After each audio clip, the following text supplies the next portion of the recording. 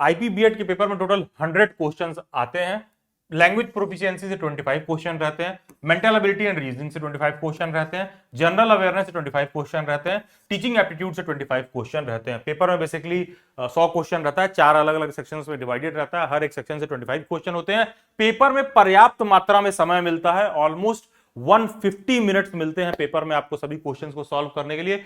लगभग 150 मिनट मतलब 2.5 घंटा समय मिलता है। मतलब बहुत फुर्सत, बहुत आराम से आप पेपर को इजीली सॉल्व कर सकते हैं, तो समय का तो कोई दिक्कत नहीं है। तो पेपर कुछ इस तरह से देखने के लिए मिलता है, जिसको मैंने आप लोगों के लिए सिंप्लीफाई कर दिया है, शॉर्ट में वीडियो के फॉर्म में सब कुछ देखकर समझ पाए। इसलिए इसके पहले देखोगे पार्ट 1 सॉल्व किया गया है, जिसमें टीचिंग एप्टीट्यूड के मतलब जो सेक्शन 1 था टीचिंग एप्टीट्यूड के 125 क्वेश्चन उसमें सॉल्व है। फिर पार्ट 2 जनरल अवेयरनेस देखने के लिए मिलेगा, फिर part 3 mental ability and reasoning देखने के लिए मिलेगा, फिर पार्ट 4 लैंग्वेज प्रोफिशिएंसी आपको देखने के लिए मिलेगा। ये पार्ट 4 है, लैंग्वेज प्रोफिशिएंसी में सॉल्व करा रहा हूं। बाकी आईपीबीएड को लेकर कोई भी और डाउट है, समस्या परेशानी है, आईपीबीएड के तमाम और प्रीवियस ईयर पेपर्स को आपको देखना है, चैनल के प्लेलिस्ट में जाइए, आईपीबीएड 2026 वाला प्लेलिस्ट देखिए, सभी आईपीबीएड के डाउट एंड क्वेरी आपके सॉर्ट आउट हो जाएंगे। यहाँ पर लैंग्वेज प्रोफिशिएंसी का मतलब होता है आईपीबीएड में केवल और केवल इंग्लिश के 25 क्वेश्चन होंगे। तो हम देख लेते हैं इंग्लिश के टोटल 25 क्वेश्चन। बहुत बेसिक सा क्वेश्चन है। They dash him and trusted him for years. They knew him Shri का सिंपल सा है। किसी को बहुत एक्सप्लेनेशन पढ़ना होगा तो नीचे डिस्क्रिप्शन में मैंने दे दिया, आप वीडियो पॉज करके रीड कर सकते हो। They knew him and trusted him for years. Next question, every evening after a nap she dash up and gets ready for a job.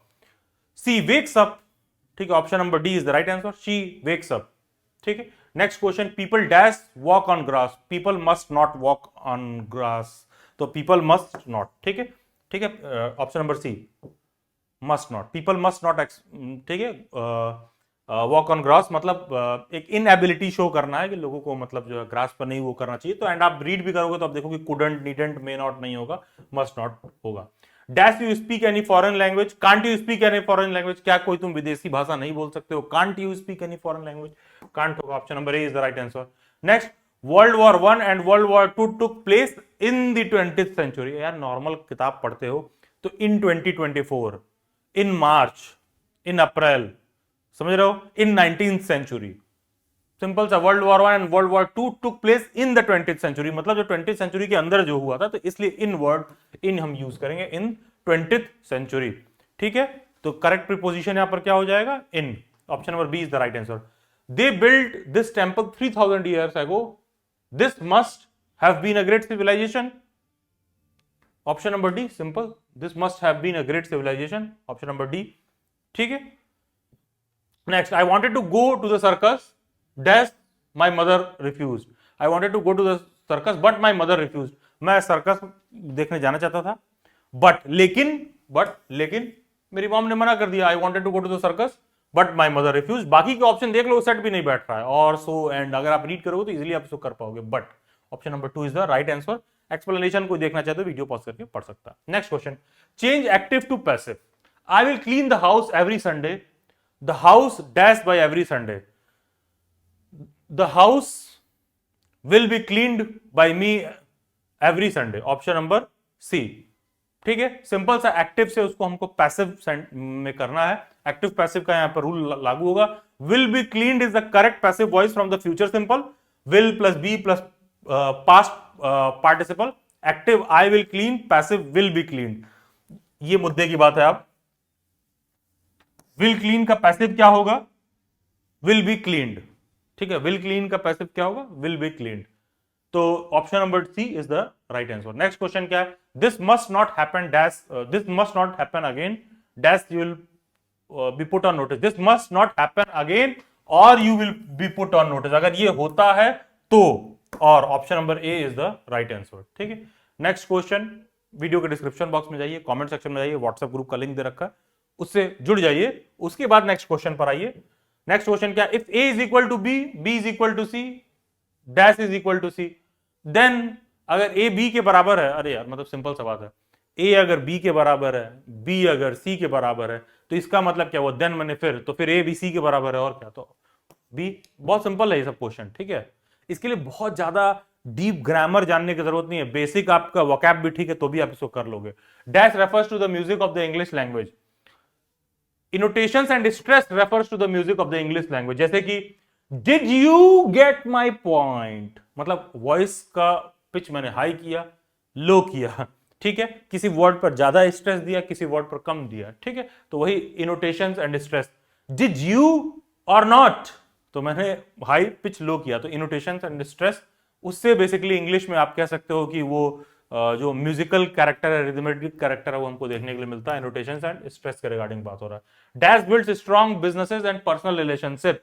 Effective communication, ठीक है, इफेक्टिव कम्युनिकेशन, सिंपल से effective communication builds strong businesses and personal relations, effective communication. Eaten is the dash syllable stressed word. Eaten syllable मतलब शब्द को देखोगे तुमको एहसास होगा कि दो जगह पर जो है उस पे इंफेसिस दे रहा है। ईट एन, ईटेन मतलब, ठीक है, तो मुझे लगता है टू होना चाहिए। Eaten is a syllable stressed word, two syllable है, ईट एंड ई एन, ठीक है। देखिए option number A is the right answer and same explanation में ईट प्लस एन, दो सिलेबल्स आपको देखने के लिए मिलेंगे, ईट एन।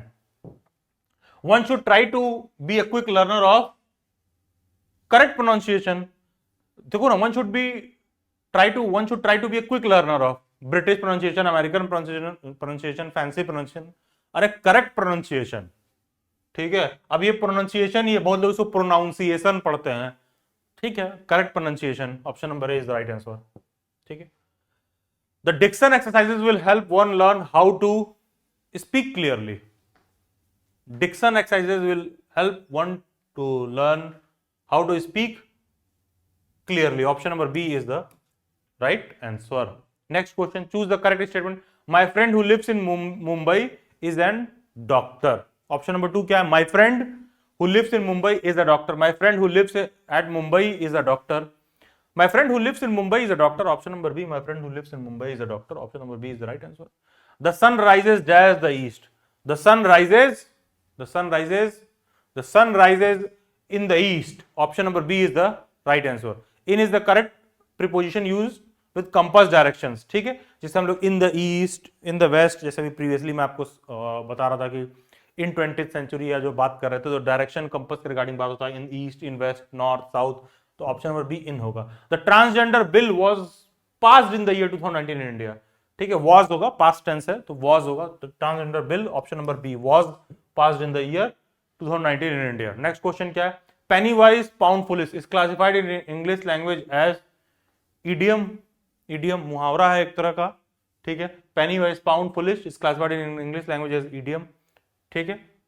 आप इसका मतलब भी देख सकते हैं, ठीक है, अदरवाइज इट्स एक तरह का मुहावरा है ये। Next question, the term rhyming is mostly associated with the following.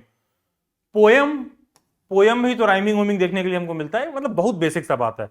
Poem में स्टोरी, लेटर, पोएम, ड्रामा, कहां आपको राइमिंग देखने के लिए मिलती है? पोएम्स में देखने के लिए मिलती है, कविता में राइमिंग हमें देखने के लिए मिलता है। Option number C is the right answer. She wrote a letter dash him on that rainy afternoon. She wrote a letter to him on that rainy afternoon. Option number A to, ठीक है, to correct preposition है। She wrote a letter to him on that rainy afternoon. All that glitters is not gold is the line from the following play of Shakespeare. Merchant of the Venice में है ये, पता है तो ठीक है, नहीं पता तो आपको ये क्वेश्चन छोड़ना पड़ेगा। All that glitters is not gold, the merchant of Venice, Shakespeare द्वारा लिखा गया द मर्चेंट ऑफ वेनिस, ठीक है। नेक्स्ट क्वेश्चन, डोंट जज a book by its cover is an example of the following. Proverb, proverb है, एक तरह का लोकोक्ति मुहावरा है ये, ठीक है, तो प्रोवर्ब है।